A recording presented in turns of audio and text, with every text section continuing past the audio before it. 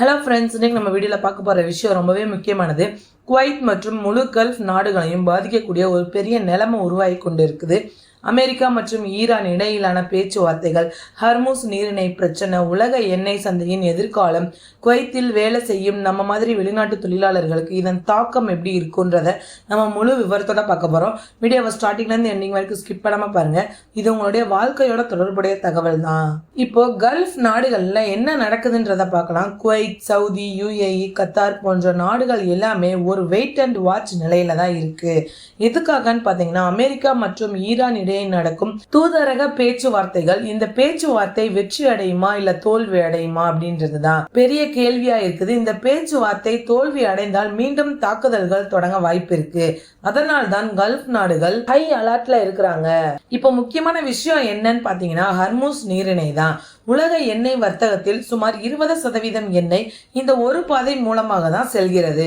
அதாவது இந்த பாதை மூடப்பட்டால் உலக எக்கனாமி ரொம்பவே பாதிக்கப்படும், எண்ணெய் விலை அதிகரிக்கும், வேலை வாய்ப்புகளுக்கும் தாக்கம் வரும். ஈரான் என்ன சொல்றாங்கன்னா, நாங்க இந்த வழியை மூடலாம் சொல்றாங்க. இது ஒரு சாதாரண மிரட்டல் இல்ல, இது ஒரு குளோபல் பிரஷர் டூல்னு சொல்லலாம். இப்போ ரஷ்யா என்ன சொல்லுதுன்னா, ரஷ்ய பாதுகாப்பு குழு துணைத் தலைவர் ஈரானின் திறனை பற்றி பெரிய கருத்து வெளியிட்டிருக்காங்க.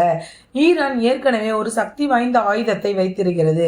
அது என்ன தெரியுமா? இந்த ஹர்முஸ் நீரிணை தான். அதாவது இந்த ஒரு பாதையை கண்ட்ரோல் பண்ணி உலகத்தையே இன்ஃப்ளூயன்ஸ் பண்ண முடியும். அதாவது உலகத்துக்கே பாதிப்பு உண்டாக்க முடியும். இதுதான் உலக நாடுகளுக்கு இருக்க பயம். இப்போ கல்ஃப் நாடுகளுக்கு என்ன பயம் இருக்குன்னா, 3 முக்கியமான காரணம் இருக்கு.